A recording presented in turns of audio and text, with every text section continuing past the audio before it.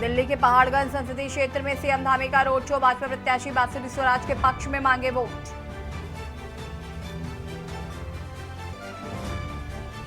चारधाम यात्रा ने बनाया नया रिकॉर्ड। दर्शनार्थियों का आंकड़ा पहुंचा 8 लाख के पार।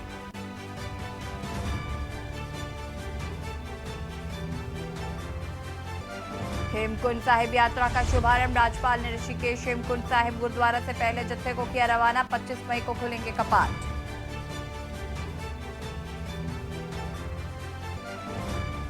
डीजीपी अभिनव कुमार ने चारधाम यात्रा को लेकर की बैठक। मंदिर परिसरों में टोकन देने की व्यवस्था लागू करने के निर्देश।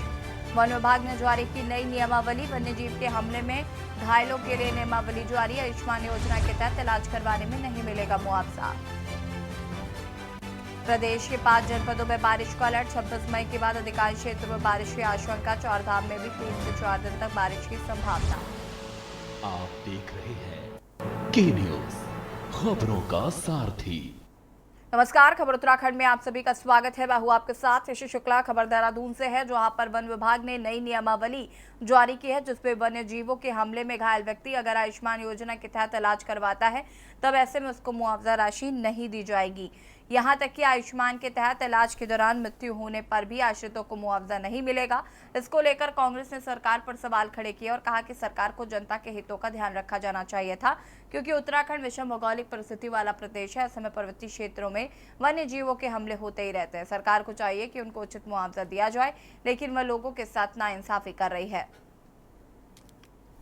हमारा तो हो गया, सरकार हमारा एक रूप देगी। कि आपने देखा होगा जितने जितने वन्य जीवों के जो हमले हुए हैं और सरकार ने बेहतर उपचार जो है उन सब लोगों को दिया है, चाहे वो किसी भी स्तर का हमला हुआ हो, उस पर तमाम जो खर्चा है वो सरकार वहन करती है और उनको मुआवजा भी देती है। आने वाले समय में और बेहतर ढंग से हम लोगों को इलाज दे सकें और ये भी कोशिश करेंगे कि वन्य जीव हमले जो हैं वो कम हो सके। उत्तराखंड विषम भौगोलिक परिस्थिति वाला राज्य है और पर्वतीय क्षेत्रों में आप देखिए कि आए दिन जो है जंगली जानवरों के हमले में जो है लोगों की जान जा रही है। महिलाएं घर से जो है खेतों के लिए निकलती हैं, घास के लिए निकलती हैं, तो वो शाम को घर नहीं लौटती। लोग जो है अपने बच्चों को स्कूल भेजते हैं तो रास्ते में जो है बाघ का हमला हो जाता है, तो जान जा रही है। और राजधानी देहरादून में भी हमने इस प्रकार के कई प्रकरण देखे हैं। तब पूरा मामला विपक्ष ने उठाया था, प्रदेश के जो है वन्य जीव प्रेमियों ने भी जो है मामला उठाया था। उसके बाद सरकार ने तय किया था कि 6 लाख रुपए का मुआवजा जो है प्रत्येक मृतक को दिया जाए। उत्तराखंड कांग्रेस के पूर्व प्रदेश अध्यक्ष गणेश गोदियाल ने धामी सरकार से चारधाम यात्रा प्राधिकरण के लिए सर्वदलीय बैठक बुलाने की मांग की है। गणेश गोदियाल ने आरोप लगाया कि सरकार ने यात्रा के शुभ अवसर को कुप्रबंधन के चलते समस्या में बदल दिया है। इस बार सरकारी कुप्रबंधन के चलते यात्रा के पहले पखवाड़े में ही यह शुभ अवसर समस्या में बदल गया है। यमुनोत्री यात्रा रूट पर प्रशासन को धारा 144 लागू करनी पड़ रही है। उन्होंने कहा कि यात्रा की मुश्किलों के बावजूद भी मुख्यमंत्री और पर्यटन मंत्री चुनाव प्रचार में व्यस्त है। इधर यात्रा कुप्रबंधन के चलते देश भर में उत्तराखंड की छवि खराब हो रही है। गणेश गोदियाल ने कहा कि खुद उन्हें कई लोगों ने जगह जगह फंसे होने की सूचना दी।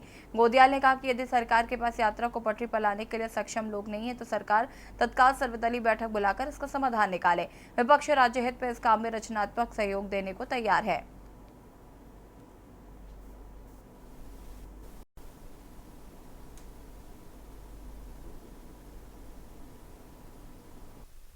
वर्ष के इंतजार के बाद एक सुअवसर आना और एक हफ्ते के बाद ही उस सुअवसर का एक समस्या में बदल जाना। अगर इसका उदाहरण कोई देखना चाहे तो हमारे प्रदेश में उत्तराखंड में आजकल जो चारधाम यात्रा चल रही है, सरकार ने इसको चरितार्थ कर दिया। अपने साल भर का गुजारा की व्यवस्था करते हैं,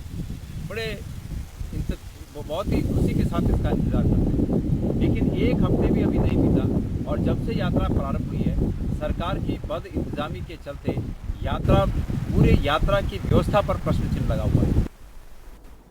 नैनीताल के पहाड़ी क्षेत्रों में अचानक हुई तेज बारिश से कुछ जगहों पर आपदा जैसे हालात बन गए हैं। वीडियो अल्मोड़ा हल्द्वानी हाईवे का, जहां तेज बारिश से कुछ देर के लिए जनजीवन अस्त व्यस्त हो गया। पहाड़ी नालों से सड़क पर नाले आने से कुछ देर के लिए यातायात प्रभावित हुआ। नालों से बहाव के साथ आए मलबे से हाईवे पर मलबा आने से अल्मोड़ा हल्द्वानी आने जाने वाले यात्रियों को भी दिक्कतों का सामना करना पड़ा है। वहीं मूसलाधार बारिश के दौरान दुकान में मलबा घुस गया, जिससे दुकान में रखा सामान खराब हो गया। रोड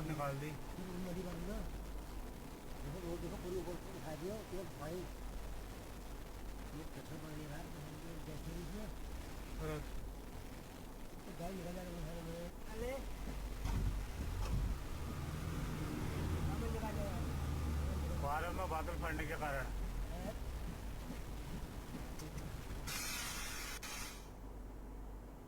खबर हल्द्वानी से जो सामाजिक कार्यकर्ताओं ने राज्यपाल को ज्ञापन प्रेषित करते हुए कहा कि हल्द्वानी के बनपुलपुरा क्षेत्र में उपद्रव से जहां राज्य की छवि धूमिल हुई है, तो वहीं दूसरी ओर क्षेत्रवासियों के हृदय में इस घटना का भय बना हुआ है। वहीं शहर में एक संगठन लगातार भड़काऊ बयानबाजी करते हुए उन्माद फैलाने का कार्य कर रहा है। सामाजिक कार्यकर्ताओं ने आरोप लगाते हुए कहा कि कौमी एकता के नाम पर लोगों को भड़काने का प्रयास किया जा रहा है। जनता को न्यायपालिका शासन प्रशासन के खिलाफ बयानबाजी करते हुए जनता का माहौल पैदा करने के लिए सोची समझी साजिश रची जा रही है। मुर्दाबाद मुर्दाबाद कौमी एकता मुर्दाबाद मुर्दाबाद मुर्दाबाद मुर्दाबाद मुर्दाबाद कौमी एकता मुर्दाबाद। ऐसे संगठन की जांच करो जांच करो जांच करो। आज हम सिटी मजिस्ट्रेट को यहाँ पर ज्ञापन देने आए हैं। जो 8 तारीख को बनपुलपुरा में हिंसा हुई थी, तो एक कौमी एकता दल करके संगठन है, उनकी ये मांग है कि सुप्रीम कोर्ट के किसी जज द्वारा इसकी पूरी जांच की जाए और जो मृतक हैं, जो वहाँ के लोग हैं, उन लोगों को 25 लाख रुपए का मुआवजा दिया जाए। तो इससे सरासर ये हमारे जो न्याय की वो है उसकी शांति भंग करने का, हमारे क्या कहते हैं हल्द्वानी का माहौल ख़राब करने का प्रयास किया जा रहा है। तो हमारा जो विश्व हिंदू परिषद है, हम जो हिंदू समाज के लोग हैं, हम लोगों की ये मांग है कि ऐसे संगठनों के खिलाफ सख्त से सख्त कार्यवाही करी जाए, वरना हम लोग उग्र आंदोलन करने को बाध्य होंगे। भाई साहब देखिए, अखबार में हर रोज़ एक कौमी एकता नाम का एक मंच बना है जो फरवरी में ही बना है। वो बनपुलपुरा हुई घटना के लिए सारा जिम्मेदार पुलिस प्रशासन एवं न्यायपालिका को ठहरा रहा है। वो कह रहा है कि जो हुआ वो उसमें सिर्फ पुलिस वालों की ही गलती थी, जबकि उस समाज की कोई गलती नहीं है। उसी के खिलाफ हम आज एसडीएम साहब को, मजिस्ट्रेट साहब को ज्ञापन देने आए हैं कि ऐसी जो संगठन है जो समाज में फिर दोबारा समाज का सौंदर्य बिगाड़ने के लिए कोशिश कर रहा है और एक तरफ की ही बात कर रहा है, उसके खिलाफ हम आज यहाँ मजिस्ट्रेट साहब को ज्ञापन देने आए। खबर रुद्रप्रयाग से, जहां विश्व विख्यात केदारनाथ धाम की यात्रा पर आने वाले तीर्थयात्री ट्रैवल एजेंटों के झांसे में फंसकर फर्जी रजिस्ट्रेशन के जरिए केदारनाथ धाम की यात्रा पर पहुंच रहे हैं। यहां आकर जब पुलिस उनके रजिस्ट्रेशनों की जांच करे तो उनके रजिस्ट्रेशन फर्जी पाए जा रहे हैं। फर्जी रजिस्ट्रेशन के जरिए यहां पहुंच रहे यात्रियों के कारण अत्यधिक भीड़ हो रही है, जिस कारण कई बार व्यवस्थाएं भी पटरी से उतर रही हैं। यात्रियों के फर्जी रजिस्ट्रेशन बनाने वाले 9 टूर एंड ट्रैवल एजेंटों के खिलाफ रुद्रप्रयाग पुलिस ने मुकदमा दर्ज किया है। इसमें 8 एजेंट हरिद्वार तो 1 एजेंट ऋषिकेश का है। पुलिस स्तर से ठगी करने, जालसाजी व दस्तावेज का उपयोग धोखाधड़ी करने के प्रयोजन, जाली दस्तावेज का असली में उपयोग करने संबंधित धाराओं में पंजीकृत हुए सभी 9 अभियोगों में विवेचनात्मक कार्रवाई प्रचलित की जा रही है।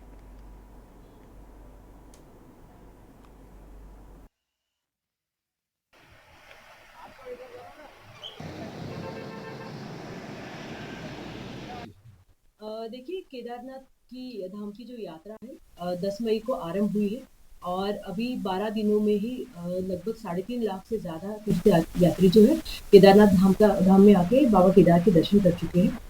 परंतु कुछ ऐसी हमें गतिविधियां दिखी है जिसकी वजह से जो है अपंजीकृत यात्री जो है बहुत बड़ी संख्या में जो है हमें यहाँ पे रुद्रप्रयाग जनपद में आते हुए दिखे हैं। इसका जब हमने पड़ताल करना शुरू किया तो जो यात्री जिनका पंजीकरण अगली डेट का था या फिर बिना पंजीकरण के थे, ऐसे यात्रियों को जो है हमने वापस किया था। साथ साथ हमने ये भी वेरीफाई किया था कि अगर ये पंजीकरण लेके आ रहे हैं तो क्या ये पंजीकरण सही है या नहीं है। इसको जब हमने पर्यटन विभाग के वेबसाइट से वेरीफाई किया तब हमें कुछ ऐसे फर्जी जो रजिस्ट्रेशन है वो मिले, जिसको हमने जब चेक किया तो उसमें जो अगले महीने के जून के या जुलाई के जिनके रजिस्ट्रेशन थे उसमें फर्जीवाड़ा करके जो है उसमें मई की डेट्स जो है अपडेट की गई थी। उसके साथ साथ कुछ जो यात्री उनके नाम बदल के जो है इसमें फर्जीवाड़ा किया गया था। ऐसे लगभग 9 जो प्रकरण है हमारे सामने आए हैं और ऐसे 9 प्रकरण में आज हमने FIR जो है रुद्रप्रयाग जनपद की कोतवाली रुद्रप्रयाग में हमने मुकदमे दर्ज किए हैं। खबर उधम सिंह नगर से, जहां पर जिला मुख्यालय रुद्रपुर शहर में आज उत्तर प्रदेश के लखनऊ से पहुंची इनकम टैक्स डिपार्टमेंट की टीम ने बड़ी कार्रवाई की है। बता दें कि रुद्रपुर में फर्नीचर और प्लाईवुड कारोबारी गुलशन नारंग के गल्ला मंडी स्थित प्रतिष्ठान पर आयकर विभाग ने छापा मारा है। आयकर विभाग की टीम 6 गाड़ियों में आई। इस दौरान प्रतिष्ठान पर बड़ी संख्या में पुलिस फोर्स तैनात किया गया। टीम की ओर से दस्तावेज खंगाले जा रहे हैं। आयकर विभाग की टीम लखनऊ से 10:30 बजे आई थी। प्रतिष्ठान के अंदर जाने की किसी को भी इजाजत नहीं है।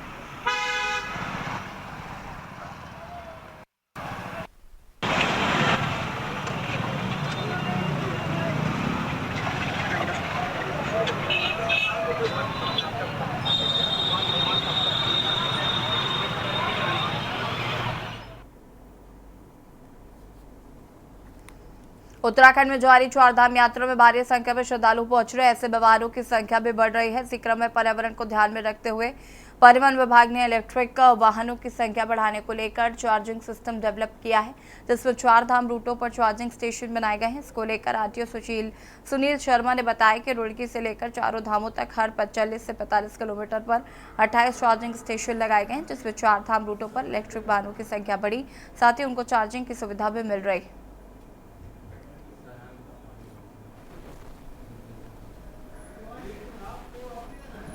अब दूसरा प्रश्न आता है कि वॉल्वो बसें हरिद्वार तक तो आ सकती हैं, ऋषिकेश तक। देखिए, उत्तराखंड में जो चारधाम यात्रा है, परिवहन विभाग की तरफ से ये कोशिश की जा रही है कि आने वाले दिनों में ज़्यादा से ज़्यादा इलेक्ट्रिक व्हीकल इस मार्ग पर चलें, जिससे कि प्रदूषण की जो समस्या है उससे भी निदान मिल सके।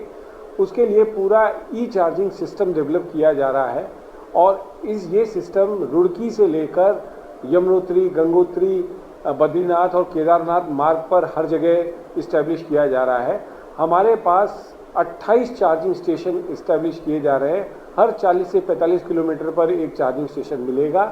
स्टेशन इस्टेब्लिश हो चुके हैं, वहाँ पर जो इक्विपमेंट लगने हैं वो लग चुके हैं, उनमें बिजली का कनेक्शन हो चुका है, उनका ट्रायल रन चल रहा है। ट्रायल रन होने के बाद उनका उद्घाटन कर ऐप के माध्यम से इनका संचालन शुरू किया जाएगा और एक मिनिमम दर पर गाड़ियों को चार्ज करने की सुविधा उपलब्ध कराई जाएगी। रही चारधाम यात्रा को सुरक्षित और सुगम बनाने के लिए परिवहन विभाग भी पुरजोर प्रयास कर रहा है। जहां एक और परिवहन विभाग ग्रीन कार्ड और ट्रिप कार्ड जारी कर रहा है, तो वहीं ऐसे वाहन संचालक जो यात्रा नियमों, ट्रैफिक रूल्स को तोड़कर चालानी कार्रवाई चल रही है। यात्रा मार्ग में परिवहन की चौकियां पर इसके लिए फ्लाइंग स्क्वाड टीम व इंटरसेप्टर ने अब तक मिलकर 1416 चालान किए हैं, जिसमें से 744 वाहन उत्तराखंड के हैं और 672 अन्य राज्यों से आए वाहन शामिल हैं।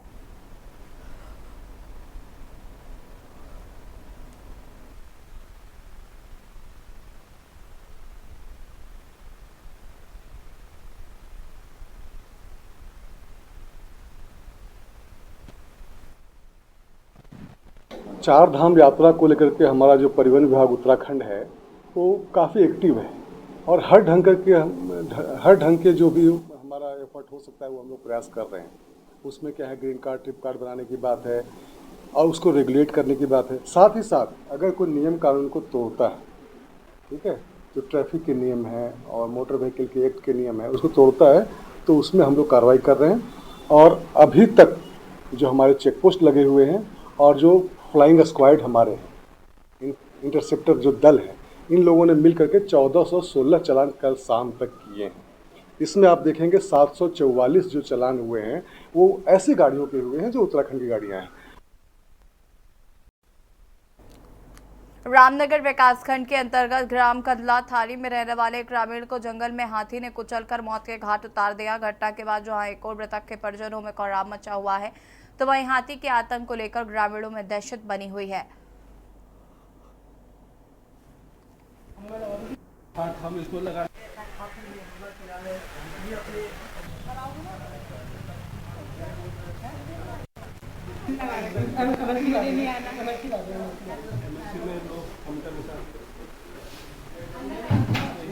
भतीजा है, भाई का लड़का। इनका भाई ड्राइवरी करता है। इनका क्या नाम था? इनका पाला सिंह। इनका भाई ड्राइवरी करता है, तो रोज ही खाना देने जाता है तो भाई को, तो खाना लेकर जा रहा था पीर पत्थर से सीधा मेन रोड पे, जिस पे ट्रैक्टर ट्रॉली आम चलती हैं, उस पर जा रहा था। तो आगे हाथी खड़ा था, तो हाथी ने रास्ते पर पकड़ लिया और हाथी ने हमला कर दिया, मार दिया। जान से मार हाँ, जान से मार दिया। अच्छा, कोई विभाग के लोग वगैरह? कोई नहीं पहुंचा वहाँ पे। देखिए, एक दुखद घटना आज सुबह जो है अर्जुनाला गेट के बंजारी गेट के पास हुआ है। ये बालक खाना देने के लिए जा रहा था और रास्ते में ही जो है हाथी ने इसे पटक कर सूंड पर लपेट कर पटक कर इसको मार डाला। और हम पहले भी आप देख रहे होंगे कि वन्य मानव संघर्ष बढ़ता जा रहा है और बार बार आगाह करने के बाद भी, प्रशासन को बार बार आगाह करने के बाद भी घटनाएं रुक नहीं रही है। एक दुखद घटना आज यहाँ हुई है। पहले आपने देखा कि बाघ द्वारा यहाँ पे कई लोगों को अपना निवाला बना दिया गया था। पौड़ी श्रीनगर राष्ट्रीय राजमार्ग पर बीती देर रात को डंपर द्वारा प्रेमनगर क्षेत्र में बिजली लाइन के कुछ खंभे तथा पेड़ तोड़े जाने का मामला सामने आया है, जिसमें क्षेत्र की विद्युत आपूर्ति ठप की गई है। गनीमत यह रही कि इस दौरान कई तारों की कोई चपेट में नहीं आया। स्थानीय निवासी भगवान सिंह ने बताया कि हुडा कंपनी का इस मार्ग पर सड़क पेंटिंग का काम चल रहा है और 1 बजे के आसपास यहां से गुजर रहे डंपर के कारण बड़ी फ्लक्चुएशन के साथ ही विद्युत आपूर्ति ठप की गई। लोग घरों से बाहर निकले तो देखा सड़क के किनारे खड़े वाहनों तथा सड़क पर विद्युत तारें फैली हुई हैं। उनके द्वारा तुरंत जिलाधिकारी को फोन पर सूचना दी गई और जिलाधिकारी ने मामले की गंभीरता को देखते हुए विद्युत विभाग को निर्देशित किया है।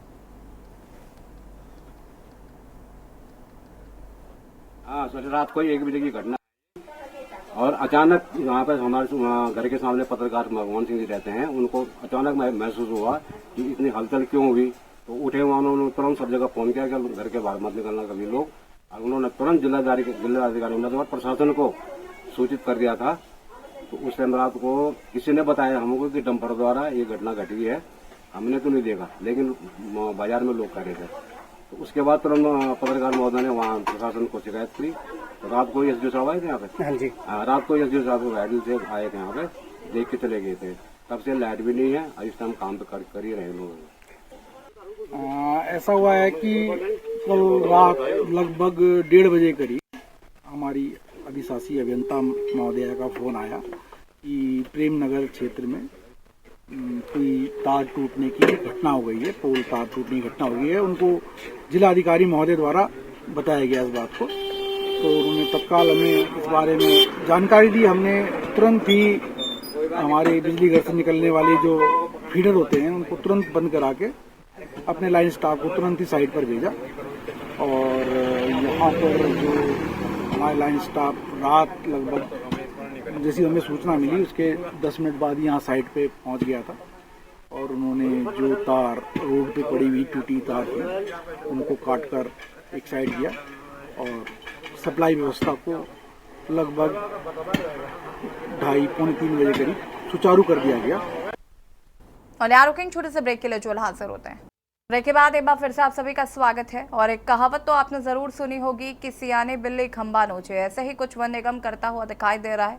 वन विभाग की कार्रवाई के बाद वन निगम पूरी तरह से बौखला उठा और वन विभाग के आरोपी को ना करते हुए जांच की बात कर रहा है। क्या है पूरा मामला, देखिए इस खास रिपोर्ट में।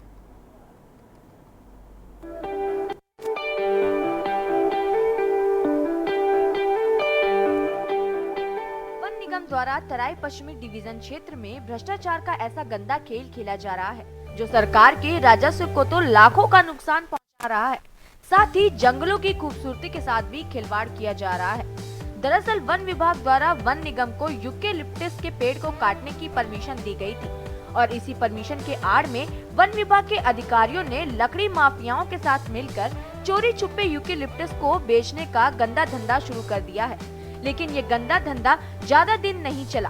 डीएफओ प्रकाश चंद्र आर्य को जैसे ही इस पूरे धंधे की खबर लगी तो प्रकाश चंद्र आर्य ने अपना मुखबिर तंत्र एक्टिव किया।